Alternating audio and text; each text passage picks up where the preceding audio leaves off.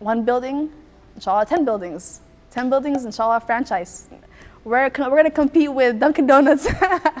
So I hope to one day say that America wants our Crescent cakes. Muna Mealz was like a 3 a.m. thought, not gonna lie.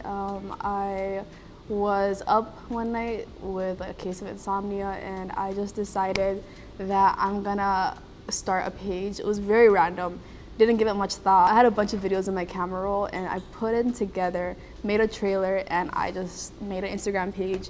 And I think by morning I launched the page, and I just kept posting, and suddenly the page grew slowly and slowly. You could say Muna Mealz was a very out of the blue thing. It wasn't planned. So yeah, my name is Muna, so I was like, I need something that matches. Crescent Cakes was not expected. I was on the track for comp sci, working in software engineering, who loves to bake and cook on the side. And I had a dream of baking when I was a kid. Crescent Cakes was so random. Like, it was not expected. If you asked me at the beginning of the year what I'd be doing, I'd tell you I'm probably gonna be a data engineer, gonna be a tech business analyst. And now I'm probably like, oh, I'm gonna probably be a bakery owner one day. My passion has always been community and being around people, talking to people, making life better for people. And baking was a hobby all my life. I used to say as a kid, I'm probably gonna be a bakery owner when I'm older. And it was a dream of mine as a kid. And I specifically used to say, I want a store in Caramel for some reason, the Somali Mall. And my mom would be like, nah, almost go away. Like, you're not gonna do that. Get a corporate job. She was always just thinking about stability, you could say, and I was thinking about dreams. I also have a passion for technology. Like, as much as I don't see myself in a long term, I definitely enjoy coding, and I think, funny enough, coding has helped me in my current business ventures. It made me a problem solver. Another lifelong dream of mine was definitely to study Islam, and life put that on a standstill, and I hope one day, inshallah, I can come back to that. But right now, I definitely have a top priority, which is finishing school and getting a job, and then opening a bakery. One thing I didn't realize, like, coming into the business, was how hard it's gonna be on my body and my feet. Like, I had to go and buy like special shoes for like being in the kitchen. And another thing that was really affected was my hands. Like, my hands have aged like years in the past couple of months from washing dishes, piping stuff. You also have to have a really strong discipline and reason for why you're doing what you're doing. Love for baking eventually is gonna run out, not gonna lie to you. Like, it's gonna become a chore eventually. And I think that's why community, and like the reason I do the cakes is ties back to community. That's what keeps me going in this. I wish I would say baking is the most important, but patience is more important. Like, I've taught my sister how to do this stuff. My mom, who never knew what kanafa was, like, she actually hates kanafa. Like, she hates cheese, but I still taught her how to make it. So baking is not that important. It's a skill just like everything else that you can learn.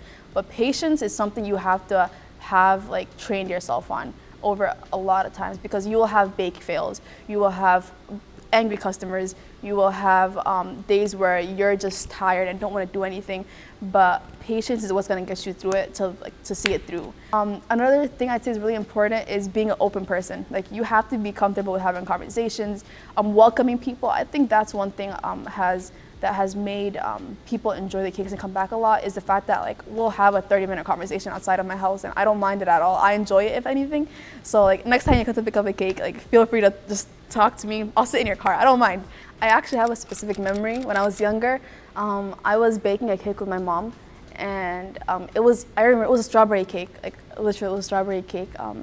And she let me pour the cake into the bowl, for the oven bowl. And she was like, whenever you bake a cake, make sure the cake doesn't get onto the rims of the cake. Because she was like, it's gonna burn when it gets in there. And ever since, I've remembered that tip. And like, now, like, I have a pet peeve actually. It's like, it's itch in me whenever I see a cake. Like, if it has any batter on the side, I'll have to scrape it down. And so all my cakes, like, even if I'm making 100 cakes, I swear to you, I'm gonna scrape it down. And so it's like, that small memory is still impacting me now, which is why I think, like, the way our parents raised us really makes a difference. And like, those micro events in our life really build up to who we are right now. A typical baking day starts pretty early. I'd wake up around 7 to 8 a.m. and I start my day usually at Restaurant Depot, wherever I need to run to Walmart, Target. I do all my store runs. That takes about 4 hours, I'd say, all the shopping. I head over to the commercial kitchen. A lot of people think that I bake out of my house, but I swear to you, if I were to bake out of my house, I wouldn't get more than 10 cakes out in a day. Like it's so tedious doing cakes in your house. But a commercial kitchen, I have industrial size equipment. I can get one whole batch and make 100 cakes in about like 5 hours. And even if it's hard, it'll get done, you know. So I'll spend the rest of my day baking. There'll be a lot of headaches. There'll be a lot of tears sometimes, not gonna lie. And then I'll head home for the night and just do whatever marketing I need to do, get orders intact, because even as I'm baking, I'll be on my phone getting orders in from people, talking to people, doing whatever I need to do, and getting my sheets in check and getting all the orders in check. And the next day is yet another early morning. I head back to the kitchen, get all of the cakes I need, bring them back to my house, and then I spend the rest of the day giving out cakes. So there's this TikTok thing, there's this TikTok sound, and it says, I left my 9 to 5 for my own business and now I work 24/7. That's literally me. You could say, so if I'm doing a baking pop-up shop, if I'm doing a cake pop-up shop, there's no separation of home and work life. It's all in one place. Right next to my bed, I'll have Amazon packages with cake boxes. And right next to that is my schoolwork. And then right next to that is my 9 to 5 job. And then right next to that is like my beauty stuff. Like there's no separation whatsoever. So it gets mentally taxing, I'd say. Like I'd be working on cake stuff at 3 a.m. Brainstorming with a friend about what to do for the next one. Or I'll be talking to a customer who really liked the cake. And so I'd say a challenge of running your own business is there's no time constraint to it. You're always going to be on call. One thing I love about having your own business or having a bakery is you control your time.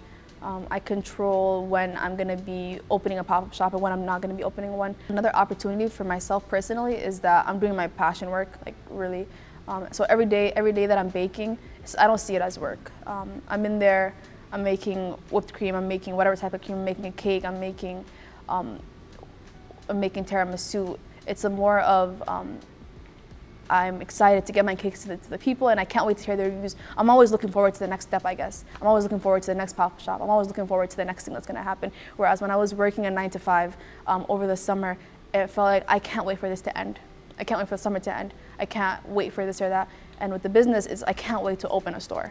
I can't wait to give people what they want. I want to give you guys all on-demand cakes. I just hope to be, for Muna Mealz, I just hope to keep creating content. I love sharing recipes. It makes cooking so much more funner and encourages me to cook too. I'm not always super excited to cook. Some days I'm just tired. But when people message and say, hey, I love that recipe and I made it the other day, that encourages me to cook because I was like, okay, maybe I can share it. Someone's benefiting. So as long as somebody's benefiting from what I put out there, I'm motivated to keep working on it. For Crescent cakes, my goal, I don't have a goal. I just want it to keep growing and growing and growing. I don't want to ever get comfortable with where I'm at in life with anything. If I reach one milestone, I'll celebrate it, but I'm going to get to the next one, inshallah. So 1 building, inshallah, 10 buildings. 10 buildings, inshallah, franchise. We're going to compete with Dunkin' Donuts. So I hope to one day say that America wants on Crescent cakes. My Riyo is that the people around me, my community, my friends and my loved ones will be able to live a life that they feel passionate about and they're happy in, and that we'll live in a world where everyone's understanding of each other.